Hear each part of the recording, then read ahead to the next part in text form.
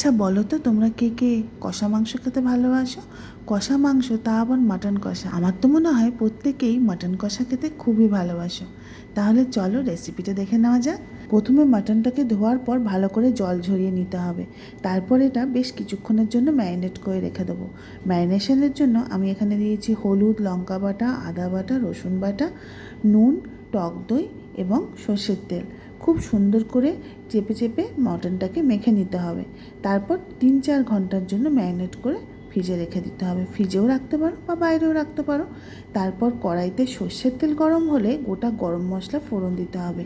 বেশ কিছুটা আমি এখানে পেঁয়াজ কুচি দিলাম। পেঁয়াজ কুচিটা ভালো করে লাল লাল করে ভেজে নিতে হবে। লাল লাল করে ভাজার জন্য আমি এখানে চিনি দিয়েছি, তাহলে পেঁয়াজের রঙটা খুব সুন্দর আসবে। তারপর আমি এর মধ্যে ইউজ করব হলুদ এবং লঙ্কা বাটা, ওটাও কালারের জন্যই ইউজ করব। সামান্য ভাজা ভাজা হলে এর মধ্যে আমি মাটনটা দিয়ে দেবো। ও একটা কথা বলে দিই তোমাদেরকে, আমি ম্যারিনেশনের সময় একটুখানি পেঁয়াজ কুচিও দিয়েছিলাম, ওটা তোমাদেরকে দেখানো হয়নি ভিডিওতে। পেঁয়াজ কুচি দিলে টেস্টটা আরও ভালো হয় ম্যারিনেশনের টাইমে। এরপর মাটনটাকে ভালো করে কষিয়ে নেব। যত কষবে মাটন তত টেস্ট বাড়বে। ঢাকা দিয়ে দিয়ে আমি কষিয়ে নেব। এরপর 2 চামচ ভিনিগার দেবো এবং আরেকটু ভালো করে কষিয়ে নেব।